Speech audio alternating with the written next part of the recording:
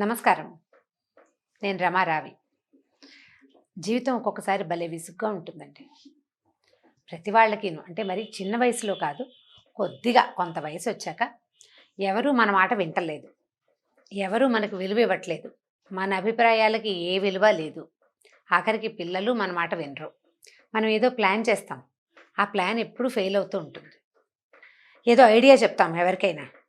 వాళ్ళు దాన్ని తీసుకోరు. ఒకవేళ వాళ్ళు తీసుకున్నా నీ వల్లే మేము చెడిపోయాం అంటుంటారు. ఇలాంటివి ప్రతి వాళ్ళకి ఎదురవుతూనే ఉంటాయి జీవితంలో.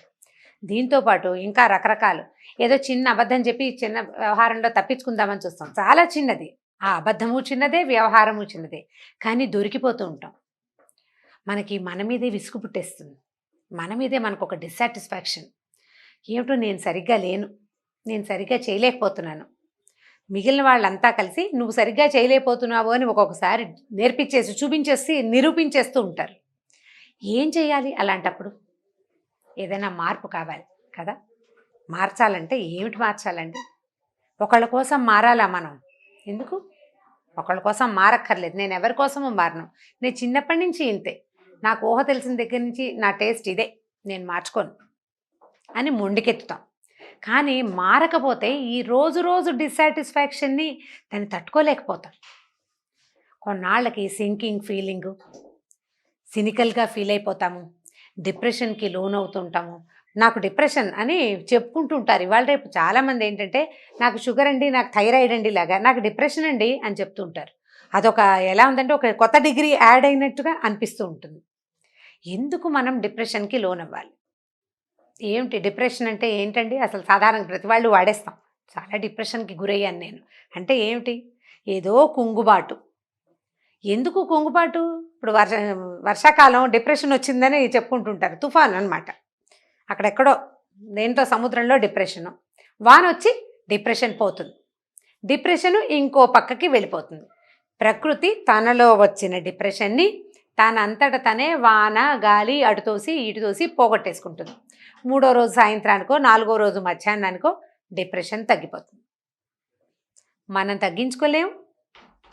ఏం దానంత రాదా మనకి? ప్రకృతి నుంచి ఏం నేర్చుకుంటున్నాం మనం? తొలగించుకోవటం నేర్చుకోవాలి. మన మీదకి వచ్చి పడతాయి సమస్యలు. ఎందుకంటే మనం సంఘజీవులం. మనం పెద్ద ప్రపంచంలోకి వెళ్ళకపోయినా మన ఇంట్లో మన అమ్మ నాన్న, మన అత్త మామ, మన పిల్లలు, భర్తో లేకపోతే భార్యో, ఇక వదినలు ఆడపడుచులు, బావమరుదులు, బావలు తప్పదు, బాబాయిలు పిన్నమ్మలు, మేనమామలు మేనత్తలు అది కూడా తప్పదు. ఈ గుంపు ఇదివరకట్లాగా డజన్ల కొద్దీ లేకపోయినా అక్కడక్కడ జోడు జోడు చొప్పున కూడా ఉంటుంది కొంత గుంపు. ఒక్కొక్కసారి మన అనుకున్న శ్రేయోభిలాషులు మన వాళ్ళ వల్ల కూడా మనం డిప్రెషన్కి లోన్ అవుతాం. ప్రకృతి తన డిప్రెషన్ని తనే తొలగించుకున్నట్టుగా మన డిప్రెషన్ని మనమే తొలగించుకోవాలి. ఎలా అంటే మారాలి. మారాలి అన్న ఉద్దేశం ఉంది చూశారు. అది మనం గెలవటానికి మొట్టమొదటి స్టెప్. మనం నార్మల్ అయిపోవటానికి, మన మాట అందరూ వినడానికి, లేదా మన సలహా ఎవరైనా కొంతమంది అయినా తీసుకుని చాలా మంచి మాట చెప్పబోయి నువ్వు అని అని మన భుజం తట్టేందుకు నాంది. ఏం చేయటం? మార్చుకోవాలి. దేన్ని? అసలు ఎక్కడ? దేన్ని మార్చాలి? ముందు మనని మనం ప్రశ్నించుకోవాలి. మన మీద మనకి క్వశ్చన్స్ రావాలి. ఏమిటి నేను ఏం చెప్పినా వీళ్ళు ఎందుకు వింటలేదు? తప్పు వాళ్ళల్లో ఉందా, నాలో ఉందా? నేనేదో ప్లాన్ చేస్తున్నాను, ప్రతిసారి ఫెయిల్ అవుతున్నాయి. ఫెయిల్యూరు ప్లాన్లో ఉందా, ప్లాన్ ఆఫ్ యాక్షన్లో ఉందా? అంటే ప్లాన్ బాగానే చేశా, బహుశా దాని ఇంప్లిమెంటేషన్లో తప్పు చేస్తున్నానా, లేదా చివరి దాకా చేయలేకపోతున్నానా? ఎన్ని ప్రశ్నలు వచ్చాయి చూడండి. అసలు నేను సరిగ్గా అవతల వాళ్ళతో మాట్లాడగలుగుతున్నానా? నేను సరిగ్గా కన్వే చేయగలుగుతున్నానా? నాకు ఆత్మవిశ్వాసం లోపించి అంటే నాకే నా ప్లాన్ మీద కాన్ఫిడెన్స్ లేక ఏదో నట్టుగా చెప్తున్నాను అనుకోండి, అవతల వాళ్ళకి ఎక్కదు ప్లాన్. మనం కాన్ఫిడెంట్గా ఉండాలి కదా. సో మనకి కాన్ఫిడెన్స్ ఉందా లేదా అసలు బేసిక్గా. అక్కడి నుంచి నాకే ఏదైనా ఆత్మ న్యూనత అంటే నాకే సరిగ్గా తెలీదు, నాకు అంత బాగా తెలీదు అని అనుకుంటున్నామా? అసలు మనకు తెలుసా తెలీదా? ఎన్ని ప్రశ్నలు వచ్చాయో చూడండి. మనం అవతల వాళ్ళతోటి సరైన సత్సంబంధాలు మెయింటైన్ చేయగలుగుతున్నామా లేదా? నేను డిపెండెంట్గా ఉన్నానా? నేను డిపెండెంట్గా అయిపోతున్నానా? నేను ఇండిపెండెంట్గా ఉంటే నా మాట ఎవరైనా వింటారు. నేను డిపెండెంట్ అనుకోండి, నా మాట ఎవరు వింటారు? పెద్దగా ఎవరు వినరు. మనం ఒక పెద్ద పందిరికి వేసిన రకరకాల స్తంభాల్లో ఓ స్తంభం అనుకోండి, అప్పుడు ఏముంది, ఆ ఒక్క స్తంభం తీసేసిన పందిరి నిలబడుతుందండి. ఆలోచించి చూడండి. అదే మనం ఆ పందిరికి మూల స్తంభం అనుకోండి, మనని కదిపితే పందిరి పడిపోతుంది. ప్రతివాడు తన జీవితపు సౌధానికి మూల స్తంభం కావాలి. నా ఒక్కదానికి నేనొక్కడికి అని కాదు, మనతో ఉన్న చిన్న గ్రూప్కి ఈ మూల స్తంభం కావాలి. అంటే మనం ఇంతకుముందు అలా లేమనుకోండి, అలా మారడానికి ప్రయత్నం చేయాలి. మారటం చాలా సహజమైన విషయం అండి. ఇప్పుడు ఇంత పెద్ద అయ్యాను, నాకు 50 ఏళ్ళు వచ్చినాయి, లేకపోతే 40 ఏళ్ళు వచ్చినాయి, చిన్నప్పటి నుంచి నేను ఇలాగే ఉన్నాను, నేను ఎందుకు మారాలి అని అనుకోకూడదు. ఎందుకంటే మనం మార్పు అత్యంత సహజమైనదిగా భావించగలగాలి మొదట. చూడండి, మనం ఇంతగా పుట్టాం. ఇంతగా పుట్టడానికి ముందు మనం ఎంతగా ఉన్నాం? ఒక చుక్కలా ఉన్నాం. చుక్క నుంచి ఇంతకు వచ్చాం. ఇక్కడి నుంచి మెల్లిగా పాకాం, నడిచాం, పరిగెత్తాం. తర్వాత జీవిత గమనంలో ఏదో చదువుకున్నాం, ఉద్యోగాలు చేస్తున్నాం, పెళ్ళిళ్ళు చేసుకుంటాం, పిల్లలు కలుగుతారు, ఇంకా ఇంకా ఇంకా ముందుకెళ్తున్నాం. మారేమా లేదా? డెఫినెట్గా మారాం. ఇప్పుడు మనం కుర్రాళ్ళకి టీషర్ట్లు జీన్స్లు అలవాటు. ఒక సాఫ్ట్వేర్ ఆఫీస్లో చేరతాడు, చక్కగా ఫార్మల్స్ వేసుకోవాలి అంటారు. చక్కగా లేత గోధుమ రంగు చొక్కా, ముదురు రంగు ప్యాంటు వేసుకుని, ప్యాంటు చక్కగా బెల్ట్ అది పెట్టుకుని, టై కట్టుకుని ముచ్చటగా తయారవుతాడు అబ్బాయి. అవుతాడా ఆవిడ? ఇప్పుడు మారినట్ట కాదా? మారాడు. అంతకుముందు స్పీడ్గా మాట్లాడేవాడు, ఆఫీస్కి వెళ్ళాక మృదువుగా మాట్లాడాల్సి వస్తుంది. ఇంటర్వ్యూల కోసం తయారవుతాం. మన మామూలు ధోరణిని మనం కొంత మార్చుకుని జీవితంలో గమనంలోకి వెళ్ళడానికి ప్రయత్నం చేస్తాం. ఇప్పుడు నేను ఒక విషయం చెప్పానా, ఇలాంటివి అన్నీ చేస్తామండి. ఇదివరకు 2 జడలు వేసుకునే వాళ్ళని చిన్నప్పుడు. కాస్త వయసు వచ్చి 10th క్లాస్కి వచ్చాక ఓ జడ వేసుకోవటం మొదలు పెడతారు ఆడపిల్లలు. తర్వాత ఇంకా కొంచెం ఇంకా కాస్త ఫ్యాషన్గా ముందు కాస్త కత్తిరించడం, వెనకాల కాస్త టైట్గా వేయటం, 5-6 రకాల జడలు వేసుకోవటం. ఆ క్రమంగా ఏ తెల్ల జుట్టు వచ్చాక నాకు మళ్ళీ చక్కగా షార్ట్ హెయిర్ కట్టు. మార్చుకోలేదు. చిన్నప్పుడు నా 10th క్లాస్లో ఉన్న ఇంతలా ఇంత పొడుగు జడ ఎలా ఉంటుందండి? మారలా మనం? మారాం. ఎన్నెన్ని మార్చుకున్నాం.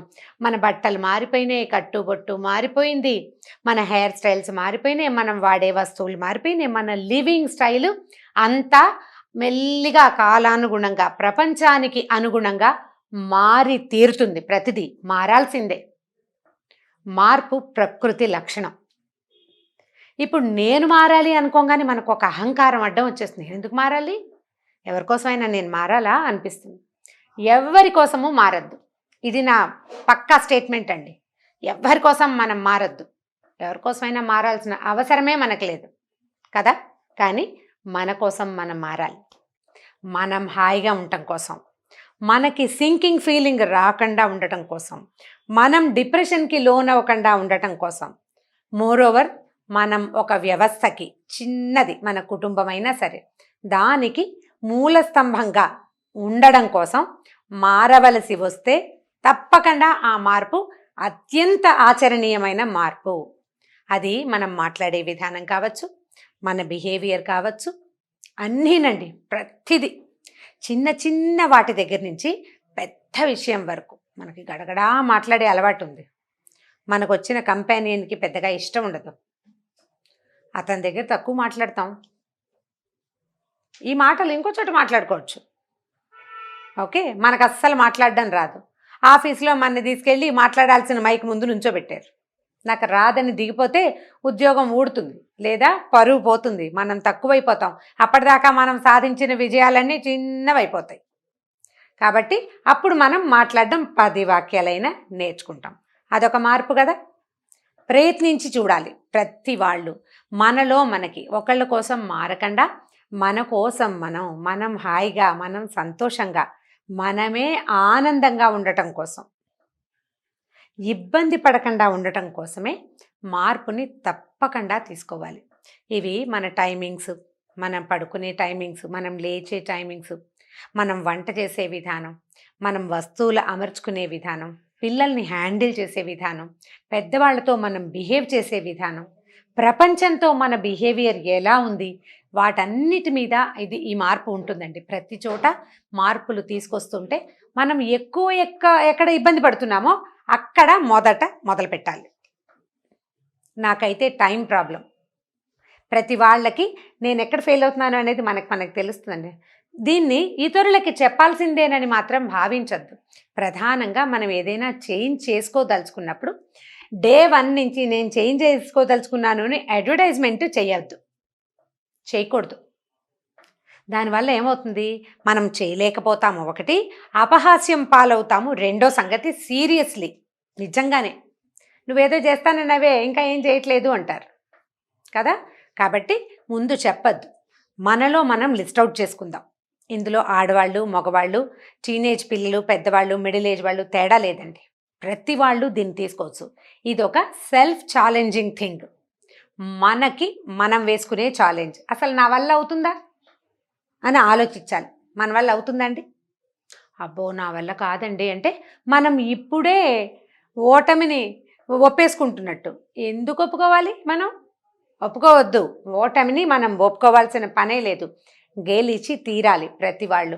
పెద్దది కురుక్షేత్రం కాదండి, చిన్నది మన జీవిత పోరాటాన్ని మనం గెలిచి తీరాలి. ముందు లిస్ట్ అవుట్ చేసుకోండి. లిస్ట్లో నుంచి నా లిస్ట్ ఒకటి ఉంది. నా లిస్ట్ ప్రకారము నేను కొన్ని విషయాలు చెప్తాను తరచుగా, అప్పుడొకటి చొప్పున. వాట్లలోంచి మీరు దేనికైనా మీకు మ్యాచింగ్ ఉంటే నాతో పాటు మీరు కూడా ఆలోచించండి. మీరు కూడా ప్రయత్నం చేయండి. నాలా నేను చెప్పిన విధానం కాకపోయినా మీకు తోచిన విధానంలో అయినా మీరు ప్రయత్నం చేసి చూడండి. నా విధానం నాది. ఇది నచ్చిన వాళ్ళు దీన్ని ఈ రకంగా చేయొచ్చు. లేకపోతే మీ పోరాటం మీరు చేయండి. మీ ఆలోచన మీరు చేసుకోండి. లిస్ట్ అవుట్ చేయండి ఫస్ట్. ఎక్కడ మనం మారాలి అనేది. కనీసం సాధారణ వ్యక్తులకి 15 వస్తాయండి. అంటే మినిమం 15. మ్యాక్సిమం లెక్క అసలు నేను చెప్పనండి. నాకైతే 150, 170 కూడా కనపడ్డాయి. అవన్నీ రాసుకునేసరికి విసుకొచ్చింది నాకు నిజంగా. ఇవన్నీ ఎక్కడ బాబోయ్ ఇవన్నీ మార్చాలా అనిపించింది. మారితే మారుతాను, లేకపోతే లేదు. మొదటి 15 సీరియస్లీ చేయవలసింది చేసి తీరాలి మనం హాయిగా ఉండటానికి. సో మళ్ళీ కలుద్దాం మన లిస్ట్ తోటి. అంతవరకు సెలవు. నమస్కారం.